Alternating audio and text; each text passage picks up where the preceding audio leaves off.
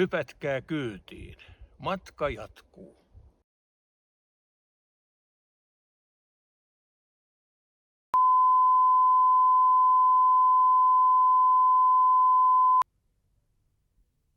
Urheilulääketieteen mittapuun mukaan Mika Halvari oli ennen akillesjänteen katkeamista terve, elinvoimainen mies.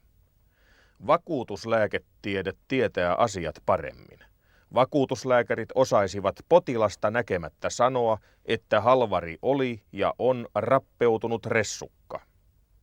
Mitä kuulantyöntäjä Halvarin epäonni opettaa päähän potkituille suomalaisille? Katso ja ylläty. Hetki sen kuluttua. Mitä hoitava lääkäri ja teidät leikannut kirurgi ovat sanoneet vammastanne? No ne on sanonut, että se on akillesjänne on mennyt poikki ja se on selvästi tapaturmainen. Oletteko saanut tapaturmavakuutuksestanne korvausta? En mitään. Onko teille korvattu hoito- tai tutkimuskuluja? Ei niitäkään mitään. Mistä syystä? Koska maatalousyrittäjien eläkelaitos ja tämä tapaturmalautakunta on näin päättänyt, että se on rappeumaperäinen tapahtuma, niin ei korvata. Ne on väittänyt, että se ei ole voinut aiheutua tapaturmasta, koska terve akillesjänne ei voi katketa. Joo, näin ne on väittänyt. Näin on väitetty teidän kohdallanne ja näin on väitetty tuhansien ihmisten kohdalla aikaisemmin. Kun lihas repeää, luu murtuu tai jänne katkeaa, korvaukset on evätty tällä rappeutumaväitteellä.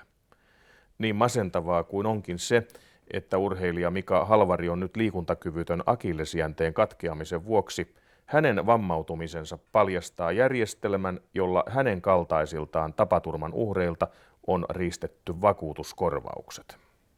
Tiedotustilaisuus tällä Diakonissalaitoksella on juuri alkamassa ja tässä vieressäni on ylilääkäri Ilkka Tulikoira, joka on suorittanut tuon leikkauksen. Mitä Mikan jalasta oli mennyt?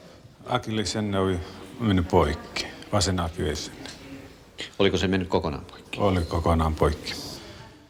Mika Halvarin akillesjänne katkesi. Hän sai vamman, jonka vakuutusyhtiöt, tapaturmalautakunta ja vakuutusoikeus ovat tähän asti kiistäneet. Ne väittävät lääketieteellisiin selvityksiin vedoten, ettei terve akillesjänne voi katketa.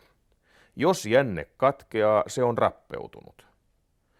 Tämän nuorukaisen jänteet ovat siis rappeutuneet, koska muuta totuutta vakuutuslääketieteen mielestä ei ole. Tämä ohjelma esittelee nyt toisenlaisen näkökulman. Sen perusteella on syytä epäillä, että näissäkin asioissa sairaan ihmisen oikeuksia on perin pohjin riistetty. Mitä tapahtui? Meni lentopallopelissä akillesjänne poikki. Oliko vakuutus? Oli yrittäjä Fenniasta. Minkälainen? Täydellinen, vapaa ja vakuutus. Korvasiko tämä Fennian vakuutus? Alussa se korvasi, Pori ilmoitti, että kaikki kuitit ja muut, että selvä tapaus, että korvaa ja lähdettiin Helsinkiin, jonka jälkeen Helsingistä niin kaikki tuli takaisin ja sanottiin, että ei korvata. Millä Fennia kieltäytymistään perusteli? Se ilmoitti, että jänne on ehkä tulehtunut. Mitä vastasitte? Lähetin lääkärin lausunnon, jos todettiin, että siinä ei ole mitään vikoja ollut siinä jänteessä eikä se ole tulehtunut. Minkä perustelu Fennia sitten keksi? Soitettua, niin sinne ilmoitti, että se on ylirasittunut. Mitä tähän vastasitte?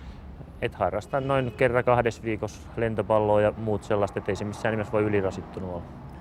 Keksikö Fennia lisää hyviä syitä, ettei tarvitse korvata? Lopulliseksi syyksi ne ilmoitti, että akillesjänne on niin vahva jänne, että se ei voi mennä poikki. He keksivät seuraavaksi nyt viimeisen, että se on rappeumaperäinen vamma. Vakuutusoikeus, joka omasta mielestään ei tee vääriä päätöksiä, päätti äänestämällä, että akillesjänteenne katkesi, koska se oli rappeutunut. Kyllä. Minkälaiset asiantuntijat ovat eri mieltä vakuutusoikeuden kanssa? Porissa on lääketieteen tohtori, joka leikkasi sen. Sen jälkeen on Satakunnan keskussairaalaa johtanut ylilääkäri, joka on ammattilaisortopedi, plus muut Porin lääkärit. Sen lisäksi on Helsingissä leikannut lääkäri, joka on kirurgi, ja hänen työkaverissa, jotka on myös kaikki kirurgeja ja kaikkia. Näiden lausunnot on kaikki nyt niin kuin periaatteessa turhaa. Päätöksemme lähtee siitä, että akillesjänne on ihmisen vahvin jänne ja se ei näin lievän tapaturman yhteydessä lentopallopelin tiimellyksessä voi mennä tapaturmaisesti poikki, jos se on terve. Mutta se lääkäri, joka on tutkinut sitä jännettä, kurkistanut sinne jalan sisään, sanoi, että se oli terve.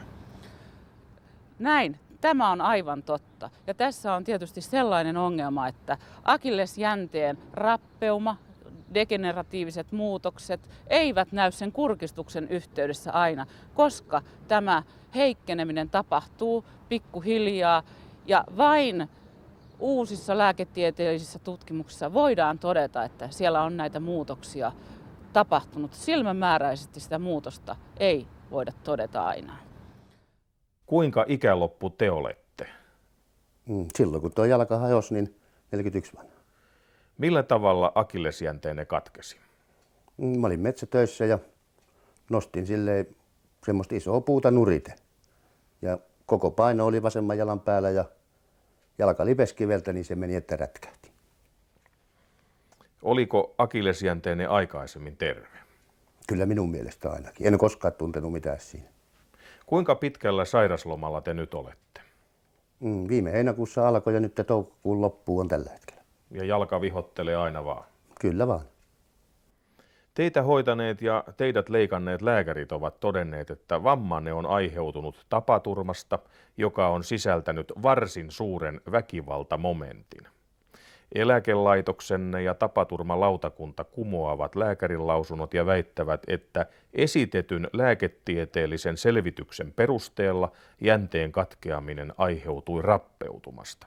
Onko teille kerrottu, minkälainen se tämmöinen lääketieteellinen selvitys on, joka kumoaa leikanneen lääkärin käsitykset? En tiedä sitä. Ei ole minkäänlaista selvitystä. Tällaiseen lääketieteelliseen selvitykseen Yrittäjäin Fennian osastopäällikkö varatuomari Airi Malmi-Merjala vetosi, kun hän oman asiakkaansa kohdalla puolusteli maksamattomuuspäätöstä ja väitti, ettei terve akillesjänne voi katketa. Juuri tähän asiaan ylilääkäri Ilkka Tulikoura puuttui heti, kun oli leikannut kuulantyöntäjä Mika Halvarin jalan. Kirurgi Tulikouran kokemusperäinen tieto osoittaa, että teitä, Timo Loponen, ja teidän kaltaisianne tapaturmien uhreja on saatettu kohdella perin pohjin väärin. Mitä Mika Halvarin jalasta leikkauksessa löytyi ja millä tavalla urheilulääketieteessä saatu tieto osoittaa vakuutuslääketieteen olleen väärässä? Kun tämmöisen avaa, niin aina on vastassa tällainen ikään kuin kaksi hevosen häntää vastakkain olevaa jänteen pätkää. Ja ne ovat, jänne näyttää niin kuin ikään kuin huonolta, mutta se on aina sama, riippumatta siitä, onko joku sairaus ollut aikaisemmin tai ei, tai vamma olisi aikaisemmin tai ei. Johtuu siitä, että siinä vapautuu näitä kudosentsyymiä, jotka sitä aiheuttaa nämä muutokset ihan muutamissa tunneissa. Että tämä on ehkä joskus kollegoja harhauttanut luulemaan, että tämä jänne ei ole terve, kun se on mennyt poikki.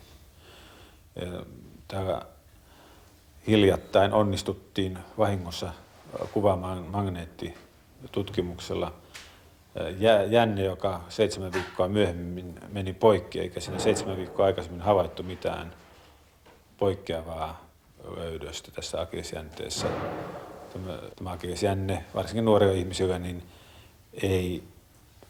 se repemä ei johtuisi mistään sairaudesta tai heikkenemisestä, vaan se voi epäedullisissa mekaanisissa olosuhteissa, epäedullisissa mekaanisissa rasitteissa pettää.